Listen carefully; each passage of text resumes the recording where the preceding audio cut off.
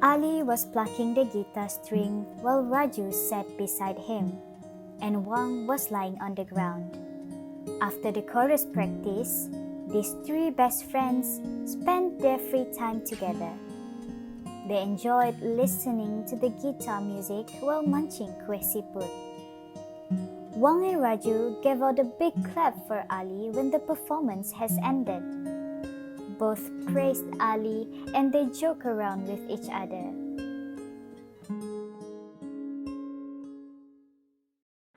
Wow! Ali, you must be a genius. How well you play.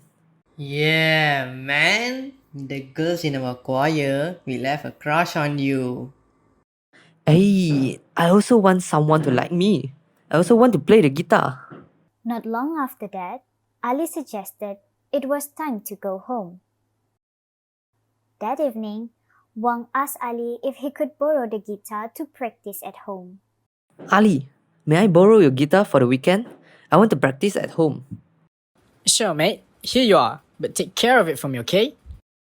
Ali handed the guitar to Wang, trusting his best friend to take care of his precious guitar. On their way home, Wang and Raju could not stop talking about Ali's outstanding guitar skills. They continued to talk as they walked down the street passing by an Indian clique.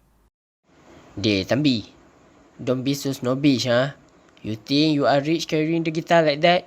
You cannot talk to us, is it? Wang replied with a stuttering voice that it was not his guitar. No, guys, please. I don't have any money. We just got back from school. Unfortunately, the gang did not believe him. Then one of the gangs seemed to start a commotion.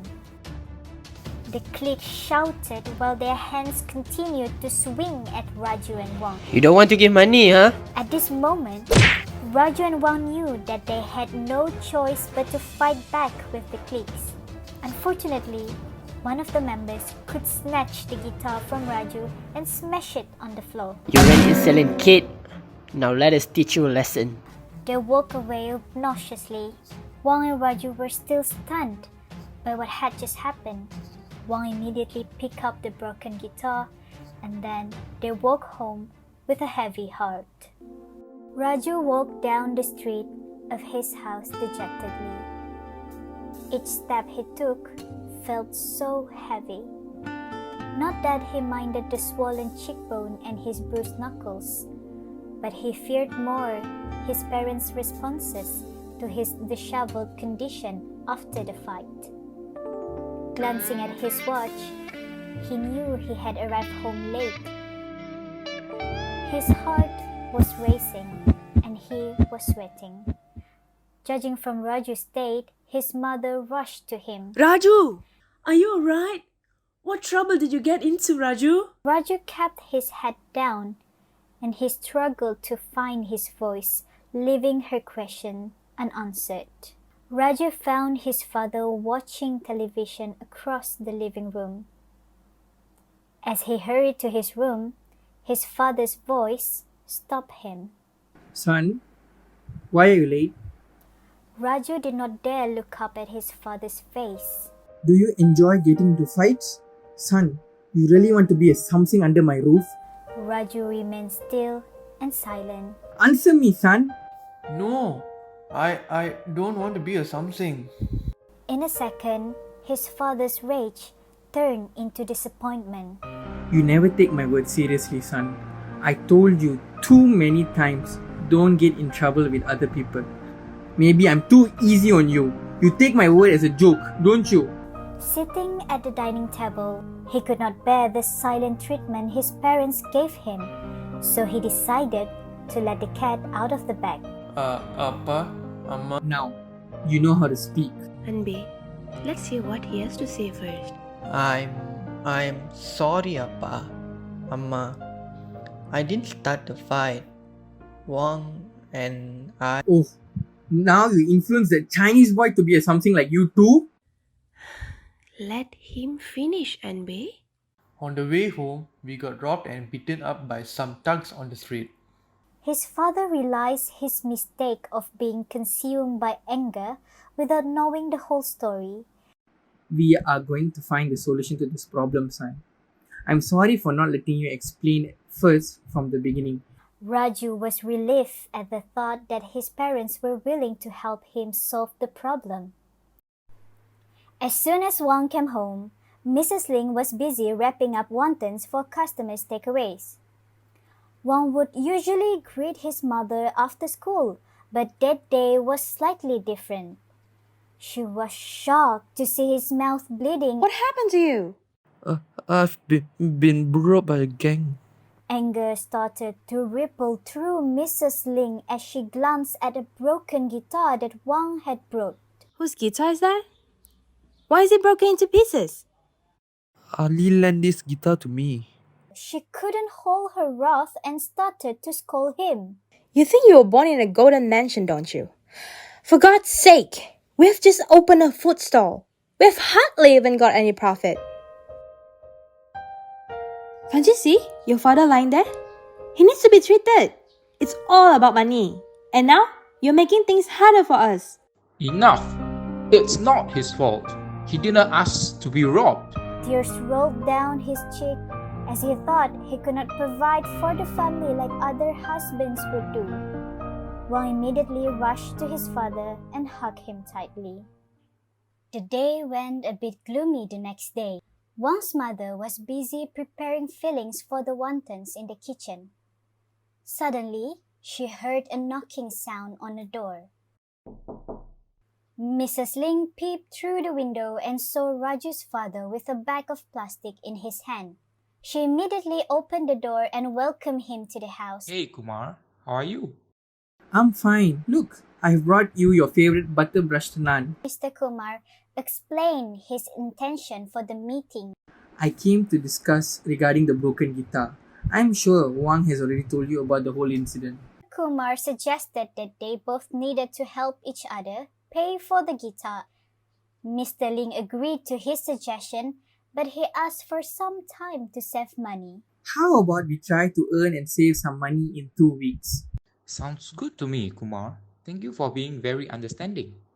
They sighed with relief as they had found a solution together. Not long after that, Mrs. Ling served them a big bowl of wonton soup to be eaten alongside the famous butterbrush naan in their hometown. On Monday morning, Wang and Raju walked to the school together. Along the way, they talked about the guitar incident, and they decided not to tell Ali because they knew he would be devastated about it. But little did they know, one of their classmates overheard their discussion while walking behind them. Ali heard the boys spreading lies about his best friends during recess. Guys, do you want to know something big? What is it? Tell us. Ali's favorite guitar was smashed into pieces. I heard that his Samsung friends, Keleng and Cina Sepet, got into fight. That's how it was broken. Those two Samsung also want to hide the truth from Ali. He was shocked and immediately stormed out of the classroom. A moment later, he spotted Wang nervously smiling and waving at him in the hallway. What's wrong, Ali? Why are you in such a bad mood? I'll tell you why. Ali retorted angrily, and a big punch landed on Wang's left cheek. The teacher finally ended the commotion, and 3 of them were given detention to clean the school toilets. While cleaning, Wang and Raju finally break the silence by apologizing and confessing the actual incident to Ali. I'm truly sorry, Ali. We didn't mean to keep this thing from you. He did not bother to look at his 2 best friends. Instead, Ali finished cleaning up the sink and left them both feeling guilty. 2 weeks later, Wang and Raju headed to the guitar shop with an adequate amount of money. They were happy to buy a new guitar for Ali to replace the broken one. However, once the shopkeeper watched them in front of the guitar shop, the shopkeeper scurried to the door, refusing to allow Raju in, while pointing to the sign hanging on the door. Wang was enraged by the shopkeeper's unpleasant treatment, especially towards Raju. You can eat at Indian restaurants, so why not let an Indian visit your shop? Alright, your friend may come in, but please don't touch the guitars. If my boss smells any curry, he will deduct my wage. Fortunately, they found an identical guitar at a price they could afford. So they went on to get the guitar and pay for it at the counter. Wang and Raju left as soon as they paid for the guitar. Following Monday, the new guitar was given to Ali, but the rumors grew stronger around the class. See, Wang must have been ashamed of himself and finally returned the guitar. You guys, he finds an excuse for his anger. Let's stay away from this black monster. The whole class was on the verge of a fierce quarrel. Deep down, Ali was so happy to get back his guitar. Then he suddenly realized his best friend's hardship to replace the guitar. Ali could not bear the hostile environment and malicious assumptions among his classmates. So Ali stood up at his table and voiced his defense for his friends. Everyone, I was also angry when my guitar was lost, but look, I got it back, didn't it? Wang and Raju did not hide the guitar nor took it away. They encountered a clique and fought with them. It is unjust if you assume something which didn't happen and treat them like this, isn't it? We need to understand Wang and Raju. I know them. Their families must be in difficulty to buy a guitar.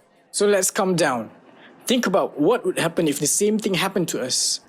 Silence prevailed in the air. Everyone realized it was racism. No matter what race they are, they should respect each other. It has been a few months. School is coming to an end, and the class is about to perform a jam session to mark the end of an eventful year. Now let's enjoy the last show of the year, folks. The show begins as Ali strums the notes in his guitar. The whole class sings in melody to the tune of Ali's guitar. Ali looked at his friends, Wang and Raju, who beamed back at him as they caught his glance. Me and we are the same. No matter what race, we are all Malaysian. Dua tiga kapal berlayar di samudra. Ayo sahabatku,